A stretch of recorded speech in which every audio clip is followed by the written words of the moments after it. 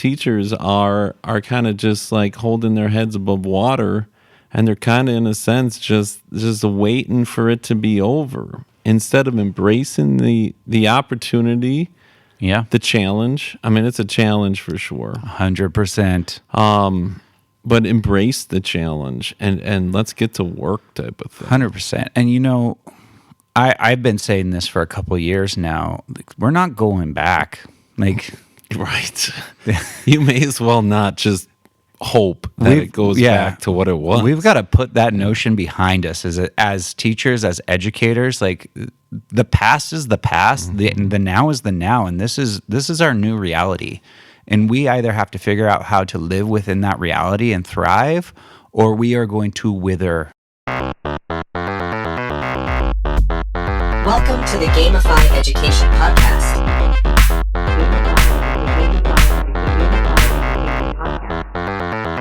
Mr. Becker, welcome to episode 1 of Gamify Education podcast. How you feeling today, sir?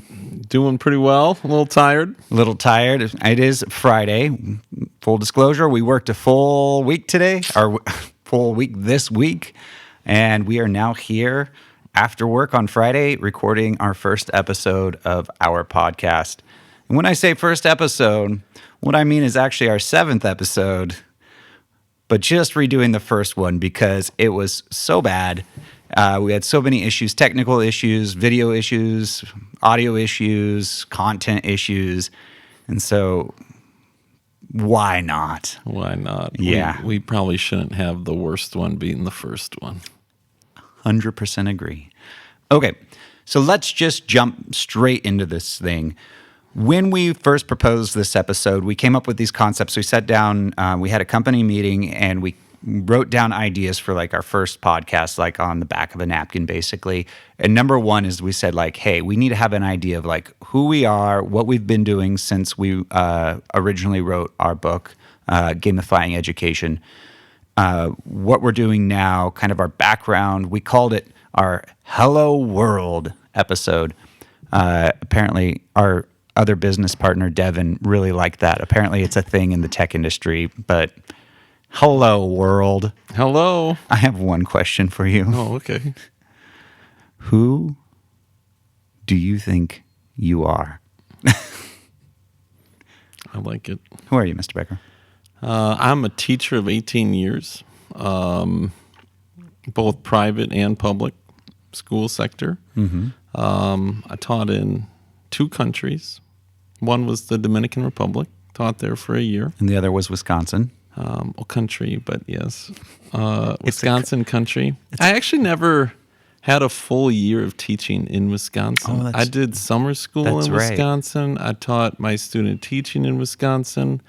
My first year of teaching was in Minnesota, though. So, okay. The worst of the Midwest states. The upper Midwest. Sure.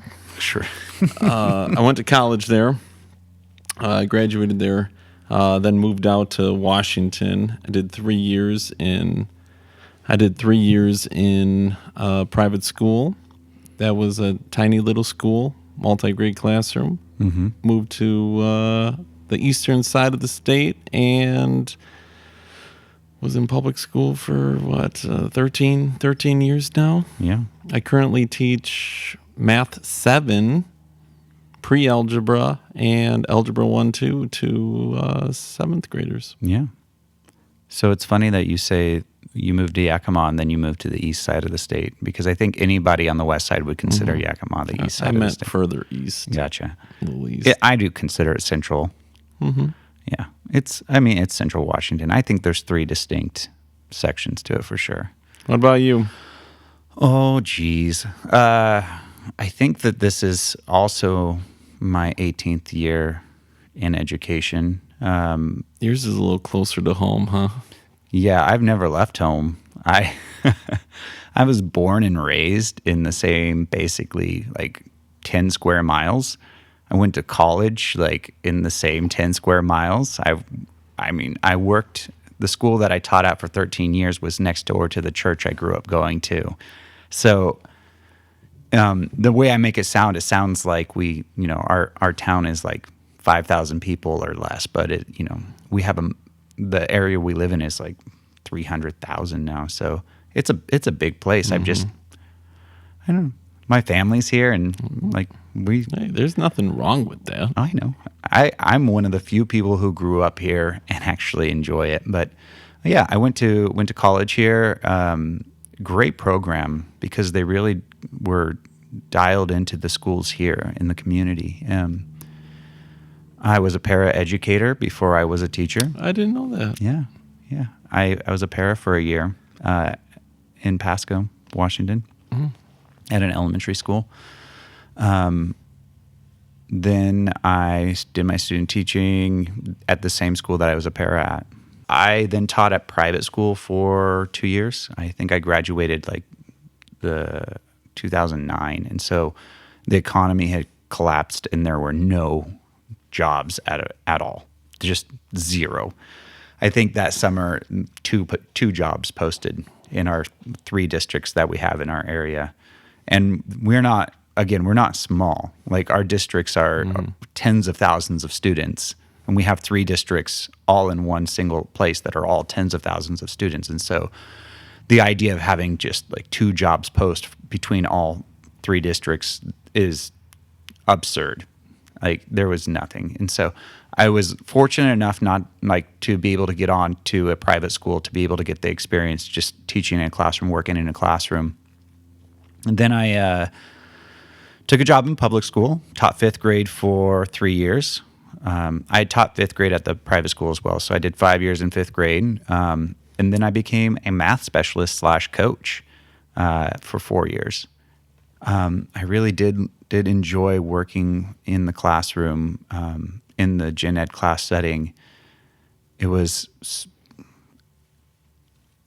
to me, it was more fulfilling than working in small groups and doing that kind of coaching work. But you're a specialist right now. I'll get there. In a sense. I'll get there. Yeah, I know that I am.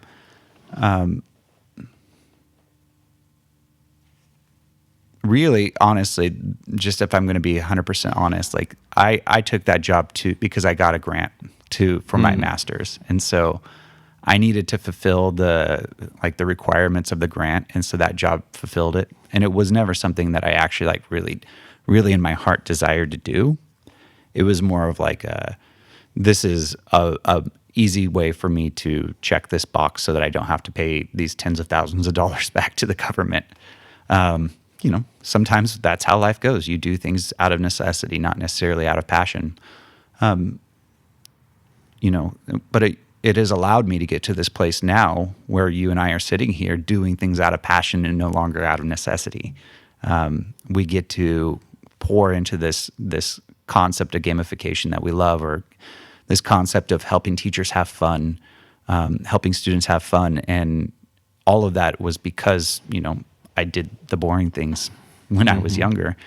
I did that for 4 years, went back to 5th grade, just had an absolute ball teaching 5th grade. Oh, that's because I joined you. 100%. I mean, we were having so much fun. And now I am currently an MTSS learning facilitator is my literal job title.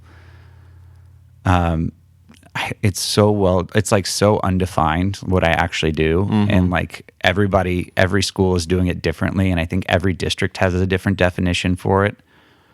But the way that I frame it for parents is I'll say it's my job to manage behaviors for the school, and it's my job to collect academic data and create materials for teachers and help them. And then when I explain it to teachers, I'll say I'm a utility player on the team. I fill any hole that needs to be filled. I go anywhere, anything that needs to be done. So we had an example. We had this lunchroom challenge today. Because we got student feedback that the lunchroom was too loud through one of the systems that I helped design. We have a student feedback system, and we were getting a lot of student complaints about the lunchroom volume. And so we came up with this idea that we had used in the past to bring it back. It was called the Golden Tray Award. And so the class that won the Golden Tray Award for having the best behavior, they got to go eat outside with golden utensils, and then their class gets actual golden utensils. They're plastic, Mr. Becker. Are they gold? Yeah.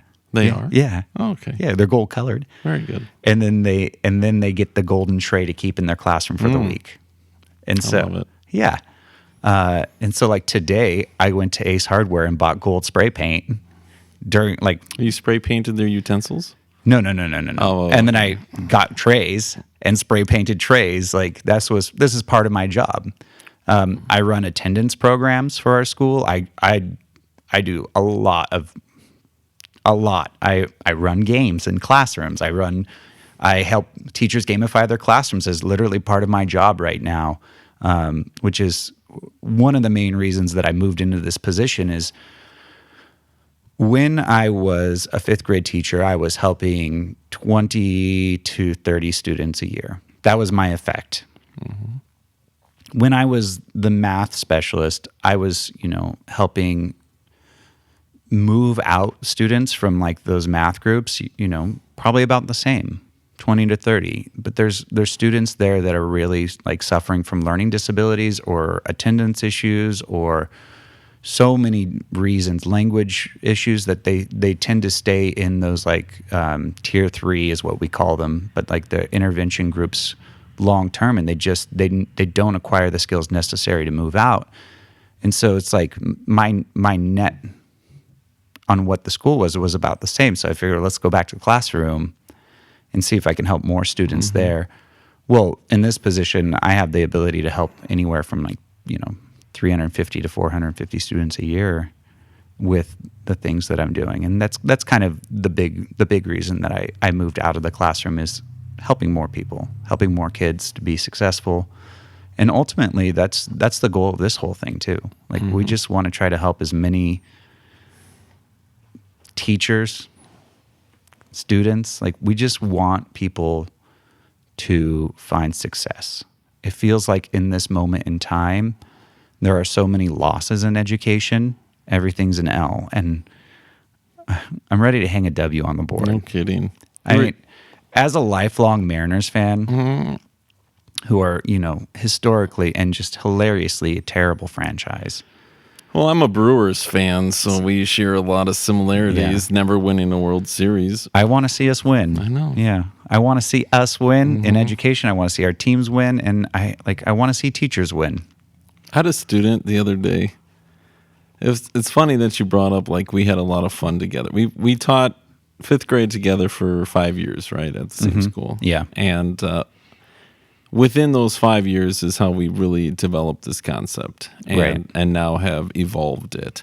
But I had a student the other day. He said, Mr. Becker, you must have so much fun, like getting us in trouble. And I said, are you serious right now? 2 years ago, I played a classroom game with my students and the other teachers in the grade level. I created this thing so that the teachers could join in on the game and try to win and beat the students at the game that they were playing. Right. That was fun. Me, like getting you in trouble, this is not fun. Right. This is not fun. Right. And I think that this is kind of like education right now. Yeah. Like, as you were saying, it feels like it feels heavy. It feels even impossible. Yeah. To succeed. And I feel that myself, and I hate that feeling. Yeah. So what can we do about it? Well, we can bring some fun to the classroom. Mm-hmm. And then we can see a lot of student learning because of it. Yeah. And that's the goal. Like, I really believe that we're up against like almost like a turning point in our history. And what are we up against? We are up against so much. I know, but I'm saying we have to make a decision almost as a species of are we going to continue to work towards thinking and knowledge and education? Is this something that we still see as valuable, or have we just quit now? I know, and with AI too, is the goal going to be that we are trying to replace humans in the workforce? Right. Like, that can't be the goal. Well, that can be the goal. Who's making that the goal? Corporations. Because humans are expensive. You have to pay them. But to what end? I know. Okay. Because you follow that through, then who pays you after? Right. After what is your purpose then? Yeah. Right. If you're not here to work and to bring something to the table and bless other people because of it, you're just there. Yeah. You know, so much of like when we first wrote this book, I remember like I had walked into your room and I said, "Mr. Becker, we need to write a book." Right. And the reason that we needed to wasn't. And I initially said like, no, like why? Right. Why on earth would I do this? I'm busy enough as it is. No, I mean, if you're an aspiring author and you want to write books to make money and go out and retire, like you might as well be the student in my classroom who thinks that they're going to be a professional athlete. Mm-hmm. Like if you're doing this because you think this is how you're going to put bread on the table, then good luck. Mm-hmm. That is not why I said that we needed to write a book. No one had written a book on what we had written on. Like there were books out there about gamification. There was one specifically by the Teach Like a Pirate publisher that we had read, and it was good. It had some good ideas in it, but it wasn't what we were doing, and it wasn't what we were looking for. Right. And so like it was really more of like how to run like quizzes in your game and like use things in like Jeopardy reviews, things like that. And you can have advantages within your Jeopardy reviews if you earn so much XP. I think isn't that book? And I get it so much more now teaching middle school. Yeah. Like the idea of not having your students throughout the whole day. But that definitely was not what we wanted. No. Nor did we think that was something that we could transfer to other teachers. Right. Like we wanted some very like firm things that we could hand to a teacher and say, hey, you could do this. You can do this. Right. And I think the overall goal and our mission moving forward is going to be to be able to provide like ready-made materials for teachers that are easy to use. Like easy is a relative term, right? I know. But like I love this metaphor that I've been using lately is the idea of like a chainsaw is you get more work done with it. It's not necessarily easy to use. And I think gamification is just like that. It's like you're going to get more work done with it. It's not always easy to use, but it's going to get more stuff done. Also, it's a lot more fun than an axe. And so like you can keep going out and grinding your axe, or you can use gamification, which is like the chainsaw. It really does get kids to work. I've seen it now work in 2nd grade, 3rd grade, 4th grade, 5th grade. Have you tried it in first? I haven't had an opportunity yet, no. No, and I haven't heard of any teachers using it in first or kinder yet. And to be fair, I don't know if it's necessary because the kiddos there are just generally vibing anyways. This is really about, there's like a drop off of motivation and engagement in school that happens over time. And this is well documented. I was just reading an article about this where it's like, kids in elementary school generally say like they enjoy school and feel like fulfilled by it. And then like it's like 80-20 in elementary school, and don't quote me on this, I'm just pulling this off the top of my head, but it flips by the time they get to high school. Like 80% are saying like, no, this is a waste of my time. I don't want to be here. I'm not fulfilled by school. And so like, why is that? Like, why are kids getting to the point where there's like this intersection, of like 7th graders, and you're a 7th grade math teacher. You see it. It's like either you're gonna leave 7th grade thinking like, I know what I'm doing, or you're going to leave 7th grade thinking like, why am I here? What am I doing with my life? Well, I think that is the reason. Like, I think the students are becoming more self-aware of it. Like, oh, wait, I'm not that prepared for what I want to be, or life is moving ahead and I haven't thought about like the next steps to what I want to be. And then when they do, some of them are like, oh, wait, I can't. Right. Like, I don't have the skills. I don't have the prerequisites. I don't have the knowledge to get into this program. Yeah. Or things like that. And I mean, and then couple it with this idea that they're older and there's lots more going on in their lives of learning to drive and date and whatever. But I mean, it makes sense. But at the same time, they have to figure this out to be successful in their own way. For sure. How much more fun and engaged would those high schoolers be if you were meeting them at that level, that basic like human instinct of wanting to participate in a game? I mean, we as friends, our friend group, we get together and we play very intricate and elaborate games. And we're not talking about Catan, people. Like, people think like, oh, if you're into games, you play Catan. We're not talking about Dungeons and Dragons. Like, for my birthday, you threw me a very elaborate party. Go ahead and explain.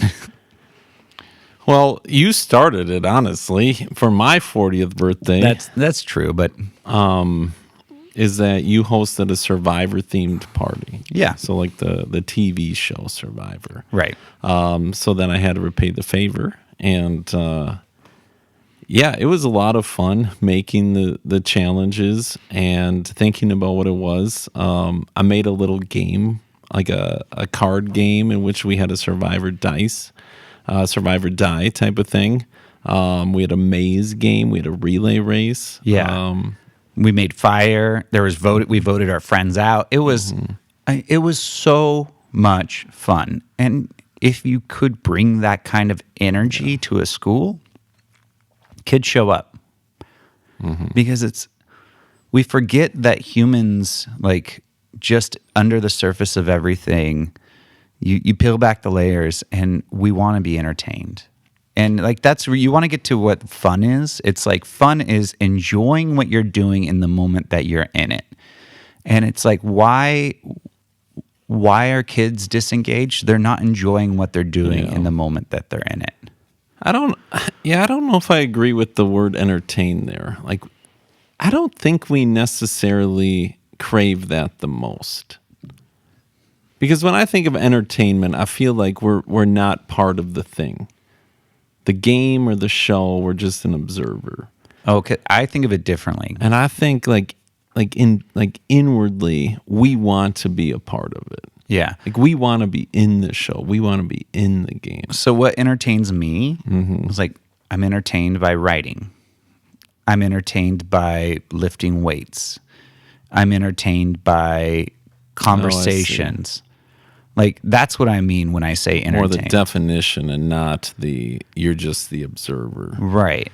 Because I look at my 7th graders and I'm like, oh, they just want to be entertained. Like, they have conditioned themselves to just want to be entertained, of just being an observer of things. Yeah. They'll watch YouTube videos of other people playing video games. Well, that's been happening for a long time. But that is one of the things that I will never understand.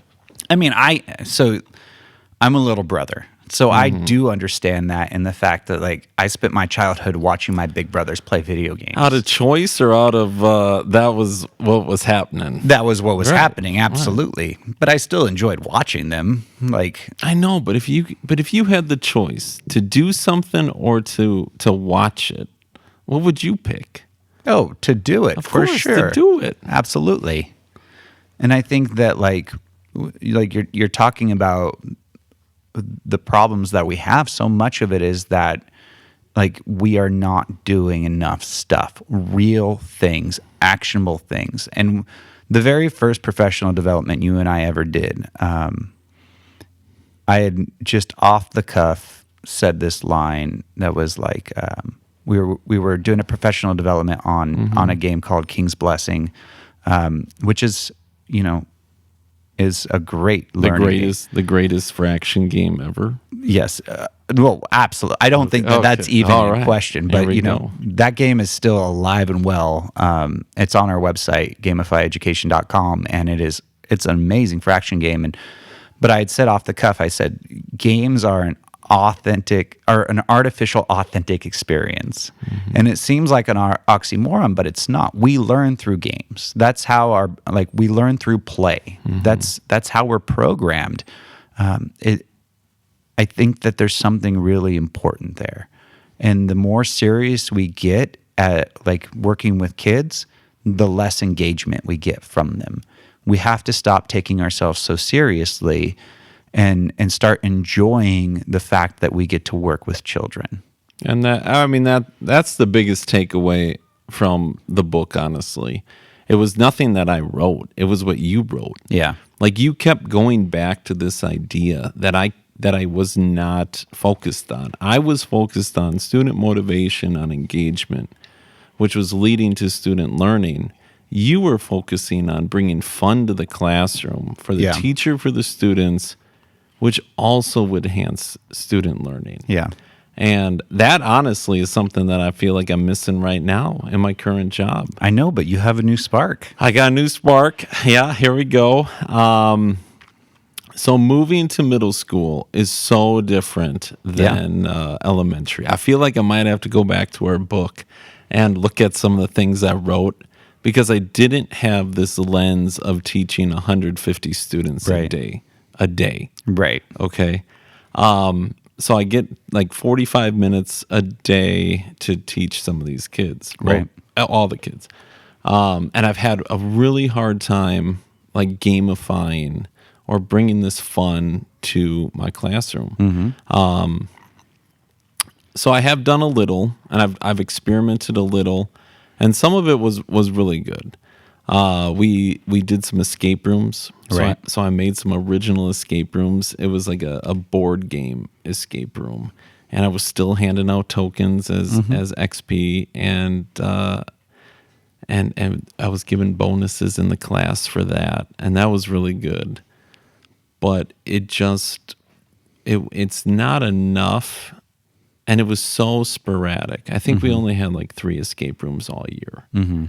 And the kids I could keep them with it just because of the handing out of the tokens, the XP, but they just wanted to do more of the play. Right. So next year, I'm going to try to really gamify this. And I think my teaching partner who's in line next year, we're going to try to gamify 300 students. And I'm really excited for this because I can't wait to kind of chronicle and document your experience trying to make this thing work in the middle school setting with only 47-minute class periods.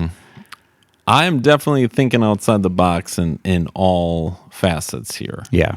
How can I get students caught up to a 7th grade level? Right. Who aren't in the honors track? Right.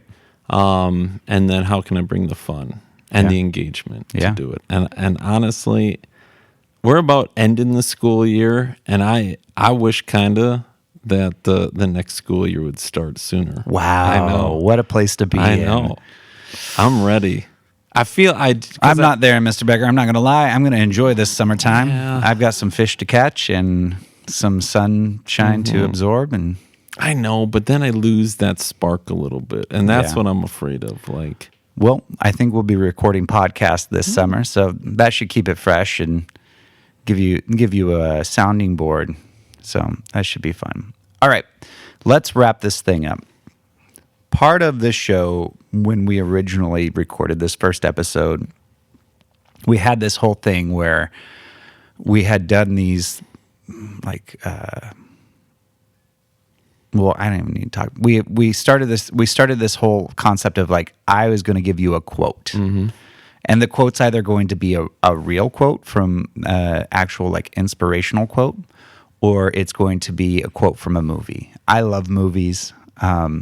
I love film. I love stories, and so we had done this whole thing. I'd given you the first quote, but I'm not going to give you the same quote again because obviously that wouldn't be fun.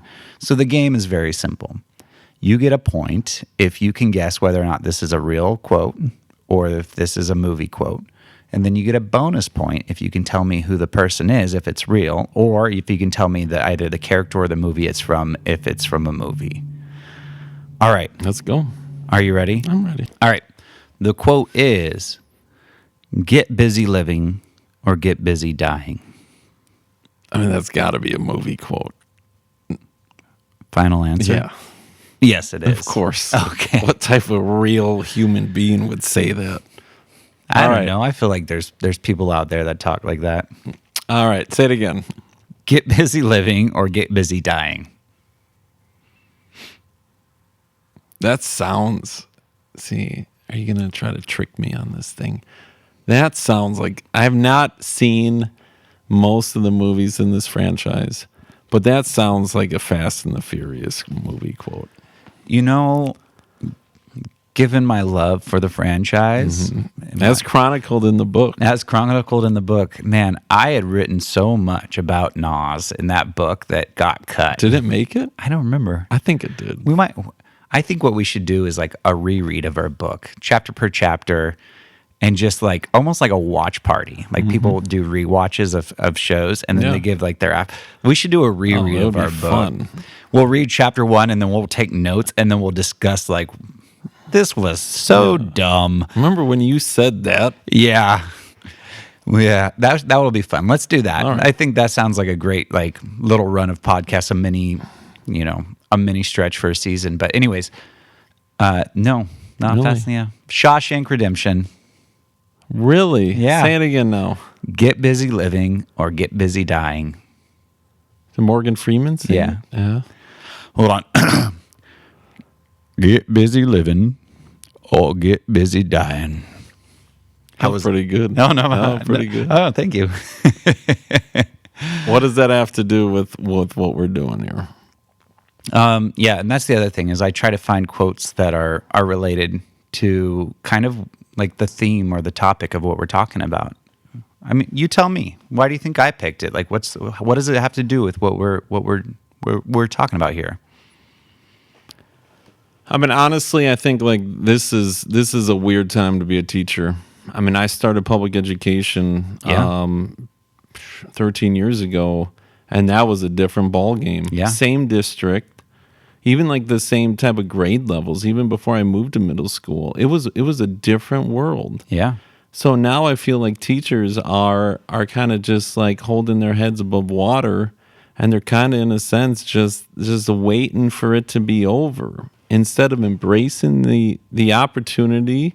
Yeah. The challenge. I mean, it's a challenge for sure. 100%. But embrace the challenge and let's get to work type of thing. 100%. And I've been saying this for a couple of years now. Like, we're not going back. Like, right. You may as well not just hope that it goes back to what it was. We've got to put that notion behind us as teachers, as educators. Like, the past is the past, the now is the now, and this is our new reality. And we either have to figure out how to live within that reality and thrive, or we are going to wither. And that is the last thing that I want. I want education to thrive. I want teachers to thrive, because when teachers are thriving, students are thriving. Just because things have changed doesn't mean that they're going to be worse. And this is my new realization with that too. Like I'm almost in a sense a perfectionist. You don't say. Not a true perfectionist. Yeah, okay. Not a true perfectionist. But I hold myself to a very high standard. And I think some teachers are in my boat for sure. Yeah. That they want success to be like a complete success. And that's fine as long as we don't overlook the little wins. Yeah. And my whole thing now is trying to like build upon these little things to create this overall success. And if it's not 100% successful, because I don't think right now the system is going to be that efficient. Yeah. In a sense. But to embrace it almost. Yeah. And then to have fun doing it. Yeah. And one thing I want to close with real quick is, and we talk about this in a later podcast to a further extent, and I know that because we've had a later podcast. This, our branding's very video game. It looks very video game. It's very it's nostalgic. We do it because it looks fun, and we love the aesthetic of it. But really what gamification isn't putting kids into more devices. It's not putting them into more digital. Gamifying your classroom is creating an actual immersive classroom experience where students are communicating and interacting with each other and using real critical thinking skills. We really want kids not on devices. That's not the purpose of gamification. It's the exact opposite. We want this classroom experience, this classroom game that's happening in real life, just like the Survivor game that we play with our friends, or Taskmaster, which is one of the best times ever. It's really about human interactions in a fun way that it kind of brings a lightness to your classroom, because it creates an environment that is just, because you've gamified your classroom, like everything feels a little bit easier because you've already kind of greased the groove of making things palatable. So that's kind of where I want to wrap it up, just with that notion of if you are thinking what the heck is this? I don't want more devices, more screen time, more TikTok, more anything like that in my students' lives. I don't need them on more Chromebooks. But what it is it's almost like tricking them to think that they're in this world. Right. Without being in that world. Yeah. And that's, we agree. We don't want kids on more devices or spending more time playing video games. We want them in the real world. And so we're essentially tricking them into thinking, XP, yeah, right. And I explain it like this. I explain it like this all the time to people who don't understand. I think this is the best way to sum it up. All you are doing is translating the old grammar of education to the modern generation. And so what used to work with students, grades, now we just call it XP and levels. We still give grades. Yeah, we have to. It's part of our thing for sure. But it is so much fun. And if you are even thinking about it, I encourage you to look into our book, Gamify Education, Motivating Students in an Era of Apathy. Check out our website, gamifyeducation.com. But listen to the podcast, because we're going to talk more about it. We're going to get into some games, how to use them in your classroom, things like that.